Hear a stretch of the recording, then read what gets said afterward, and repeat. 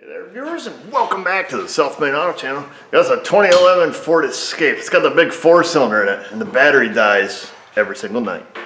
At least that is what I'm told. Now, she took it to a shop. They fixed it. They installed a new battery and a negative battery disconnect, and they told her every night when she parks it to unscrew this thing and just stick it to the side. And then when she wants to drive her car, apparently she just hooks this back up, boom, and away she goes. So I guess technically that does fix the draw. However, in the People's Republic in New York, we have to have our battery continually connected, otherwise the drive cycle resets and we fail inspection when it's due for inspection. So, although it may be a temporary fix, she wants it fixed for real because this just isn't cutting the mustard. So we're going to approach this just like we do any other parasitic draw. We're going to run the amperage through our meter here. Now the lady did tell me when this sits overnight, it is completely dead. There's not a glimmer of hope in it when she goes to get in it the next day. So it must be a relatively big draw, particularly with a new battery. And we know the battery's good because if she unhooks it, then there is no issue. I've prepared the vehicle in the sense that I've opened all the doors, I've tripped all the latches, including the back gate.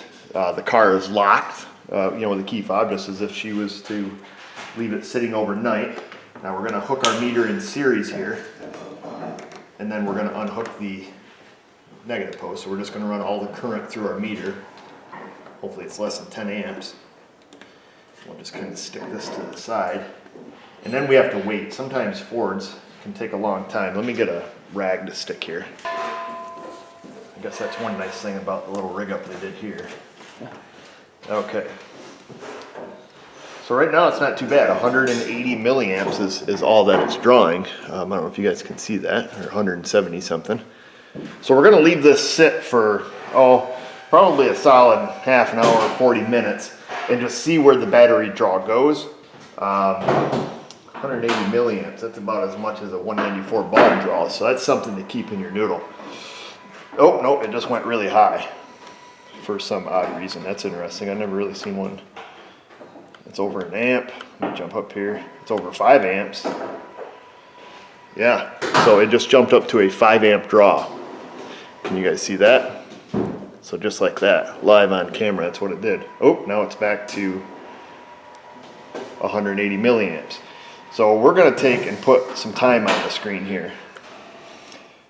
I've seen in some cases where this becomes a pattern where we're drawing 180 milliamps or a low amperage draw, then all of a sudden it spikes up and draws high amperage for a while and then back down. I've seen that on like Explorers where like the rear wiper is stuck. So there, it just did it again. So we're going to see if we have a pattern here and see where this is going, because now it's drawing 5 amps again, as you can see there. And we'll see how long it takes for it to come back down. I just heard something click inside the car. Did you hear that, Jay? No, I didn't. Okay, so we're going to be real quiet over here for a minute, because I think I just heard a relay or something click. We'll be quiet and I'll tell you what it is. All right, folks, so it just did it again. You can see the amperage there. Jason said he heard it in the back of the car. So we're going to give it here just a second, and we're going to see if we can just use our detective clues to figure out what it is. But whatever it is, turns on for about, did you hear anything click on, Jay? Yeah, near the wiper motor. Okay, here in about a few seconds it should click off. Yep. Okay, you heard it in the wiper motor? Up in here somewhere. Boom, look at that, huh? We use our detective clues. So we can see it's quite repetitious there. Okay, being that we heard it in the rear wiper, I didn't even check to see if the rear wiper worked. Usually when they're broke, they're parked halfway up on the windshield. That one looks like it's parked, but maybe it's not engaging the park switch. One other clue, folks. We come back here with the thermal imager. The bright spot in the middle, that is the wiper. I come back here, I was going to pull that cover off from it, and I noticed it was hot to the touch by hand. So that thing is almost 70 degrees, where the rest of the tailgate's about 50. So pretty easy one. I went ahead and just removed that cover. Now unplugged the wiper motor. Can you guys see me now? This thing is actually hot to the touch. Once you get that cover off, the motor is smoldering hot. So I've unplugged it. And then we're gonna just see what the amperage draw. But make sure that was the only problem, which I assume it is. So I just did that. We're at 960 milliamps. I just went ahead and closed the door. So we'll just wait. I'll leave it sitting here for a while and we'll come back and check, but I'm sure that's probably all that was the issue. Moments later, we were down to 0.010 amps, so 10 milliamps. So that's good. That's actually perfect. I'm happy with that.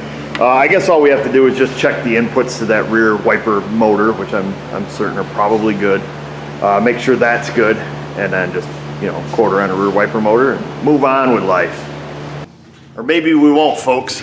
So before I went any further, I decided to call the customer to see if the lady had any anticipation of repairing the vehicle. If, you know, we checked it and seen that the inputs and everything were good to the rear wiper motor, or if she just wanted to leave it unhooked.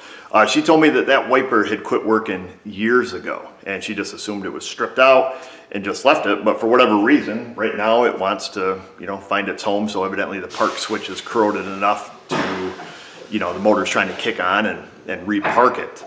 So we're not even going to bother testing any of the inputs on it. I think I've probably done other videos on these in the past, if not on these, on the Explorers. I think they're ground side switches going to the back, if I remember right. I'm not 100% sure, but what I am sure of is that I want you to go down in that comment section.